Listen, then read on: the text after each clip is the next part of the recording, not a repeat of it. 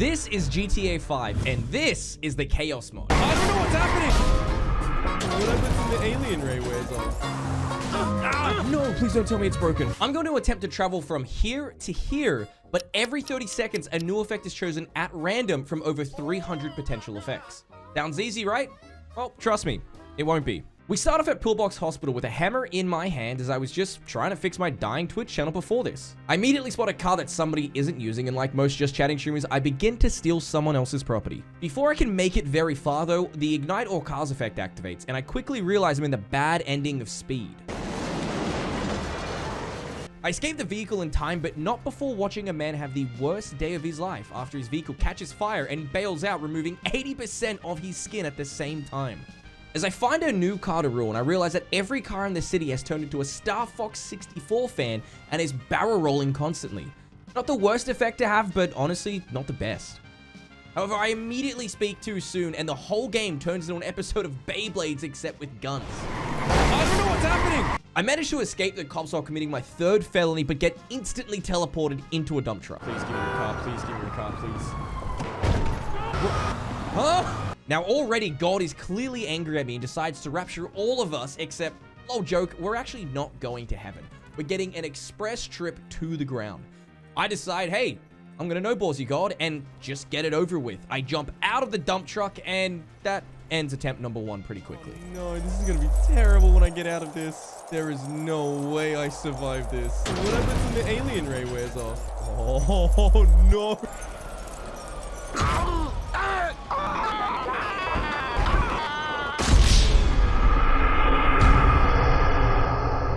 Hey, that didn't really go according to plan, but maybe I just got unlucky. Starting attempt number 2, and I get a head start by starting in the Southside Hospital. I very quickly find a decent car, and I get a great effect, the force field effect. Oh. This means that nothing in my immediate area can touch me. I'm able to push away not only citizens of Los Santos, but also their vehicles. On the way to the airport, we commit a light bit of murder because of the force field, and a lady asks for our help getting her stolen car back. Sorry, but my force field says you need to leave, and I need to keep working on this. I then get hit with an effect that removes my wheels, and at a cruel twist of fate, the very next effect removes just a single tire from my new work vehicle as a taxi driver. This is impossible. It then occurs to me that I just actually really hate taxis and think Uber is way better, because how else could I order a whole family chicken without leaving my bed? So I immediately ditch the taxi for a random car, only to be thrown into a jet from the latest effect. Uh-oh. Oh! Oh my god, this is great! This is actually great. At this point, I'm thinking, wow, this may actually be a really easy challenge to complete. I've got a jet, I can just fly across the entire island, and there should be no issues whatsoever. Until I realized that I've never really flown a jet, even though I have like 3,000 hours in GTA 5, and I'm struggling to even get the landing gear to stay up. So, we've now hit the first checkpoint, and as we're kind of heading back into the city, it kind of feels like that clip where there's that one guy in the Rebel Army trying to learn how to fly a Black Hawk helicopter.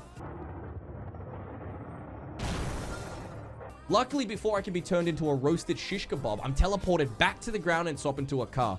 I decide it's going to be a lot harder to die from fall damage if I'm already on the ground versus trying to fly across the entire map while random effects are happening every 30 seconds. We decide to go through Vinewood Hills as it's the closest way north, and I'm actually not allowed to be using the highways for this challenge. As I go through the rich suburbs, I quickly realize that as a low-tier streamer, I'll only ever live in share housing in a state of depression, and nothing this nice. The very next effect is the free camera effect, which means that I can not only move the car by pressing WASD, I can also move the camera. This means that the camera completely loses the track of the car because it can't keep up with the speed, and I'm forced to use the GPS to navigate my way out of Vinewood Hills. Eventually, though, the effect does wear off, but it's immediately followed up by another, even worse effect. I'm now experiencing what I'm going to call the acid effect, or what I think acid would be like if I ever decided to take it, and the entire game just goes topsy-turvy. And if that wasn't bad enough, the follow-up effect is the hangover spin effect, where just the whole ground moves, even though the solidness of the ground doesn't change. It just looks like everything is moving left to right. Battling through the hangover effect here, it feels as though I've just come back out from a night where I've struck out 5 times and I've had to go home crying in the taxi. I mean Uber. And as if the Ohio meme isn't done to death yet, I get its glorious effect version, which doesn't really do anything to impede my progress. And these are the kind of effects I'm hoping to get. Anytime we get something that doesn't affect my ability to drive straight, get around a corner, that is exactly what I want. We're at about the halfway point on the map here. If we can just make a left into Stab City, we'll be able to go through the mountains and get through to Paleto successfully. But, like a skinny kid on the other end of a seesaw after his large cousin dives onto it, we get launched into the sky and narrowly avoid causing Qantas's first ever recorded crash. Oh my god. Oh my god. Oh, no. The train's right there. Please avoid it. Please avoid it. Oh, I'm so close to getting through this. Oh no. Is this it? Oh no. No, I'm gonna land on the top. No, I'm dead. I'm dead. Ow! There's still a chance. There's still a chance. I can't turn. We might have to just jump out. After my car's had its fun being a trampoline, I try to move on from it and attempt to rehome this man's dirt bike. But I'm immediately met face to face with the long arm of the law and the consequences to my actions. I can't see anything. Oh god, they're hitting me. As the world is ending with storms, blood moons, and poor reception, God decides to give me one last shot at entering heaven, but remembers that time I downloaded a copy of Super Mario 64 instead of paying $79.95 to Nintendo. F you, Doug Bowser. Over the next 5 minutes, I spend my time falling back to Earth, trying to make a deal with the devil to save me, because we're so close to finishing attempt number 2, but unfortunately, I do not succeed, and we hit the ground, explode, and we end attempt number 2. So, we're on to attempt number 3, and we start back at Pillbox, and it's easy goings to start with. Every car turns into a bouncy castle, and all is going pretty good, honestly. Okay. Oh, shit. Are you kidding me? I'm feeling quite confident at this point. We're cruising through, and I make it all the way to the airport, and I hit the very first checkpoint. Now, all I need to do is go back through Vinewood Hills, make it up north, and we should be good, right? Wrong. As soon as I leave the airport, every single pedestrian in an immediate radius to me catches fire, and it sounds exactly what I imagine it sounds like going into the pits of hell. We carry on, and remember that speed joke I made a little bit earlier with that movie, you know, with Keanu Reeves? Well, now I'm actually living out that movie in a cruel twist of fate, and as I go to take a corner to avoid hitting all of the local cars, I drop below the 100 it tells me to stay above. I explode, and attempt number 3 ends in a fiery ball of disappointment. There's no shot. Why did I say anything? So at this point, I'm getting pretty annoyed. I've gotten close a few times, but keep getting unlucky with these insane effects like being launched into the stratosphere or having to deal with a bomb on my car.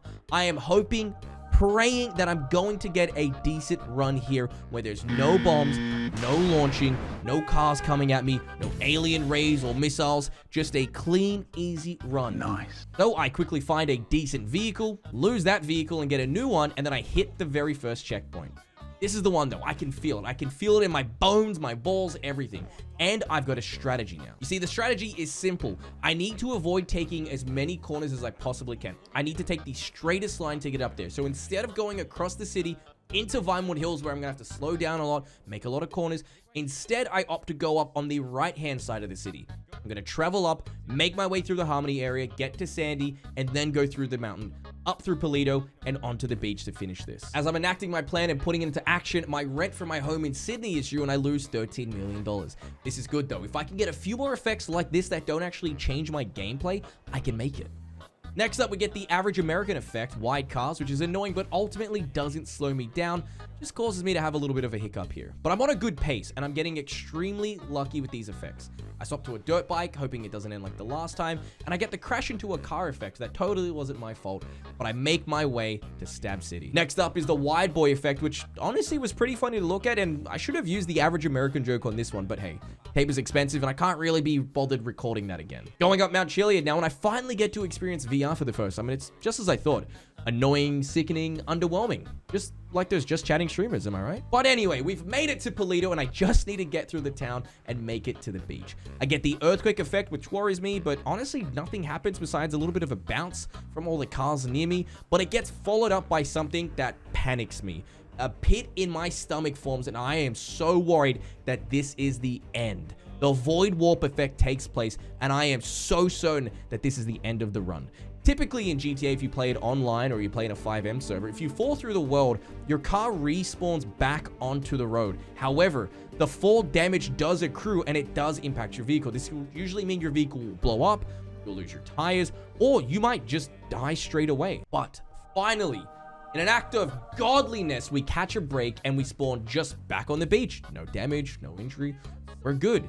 And to top it off, I can see the finish line. After hours of attempting this, I finally think I can actually finish this. And there's only a few hundred feet to go between me and eternal glory. After doing a sick jump and getting transported into a bus and shot off like a rocket. Don't die. Don't die. Swim. Swim. And a quick paddle to the final point. It's done. I've made it from the bottom of the island to the top of the island against all the odds. We got to the northernmost point of the island. Oh my god, that took hours. That took so long. You have no idea how much time I spent doing this. I'm now not only an amazing YouTuber, but I am recorded as a legend amongst men after completing such a feat among other stars such as Buzz Aldrin, Lady Gaga, that guy from the Pen Pineapple video, and finally, after 3,000 hours of playing GTA 5, I can finally say I've driven across the whole island. Was this worth the time I put into it? Absolutely fucking not. Thank you.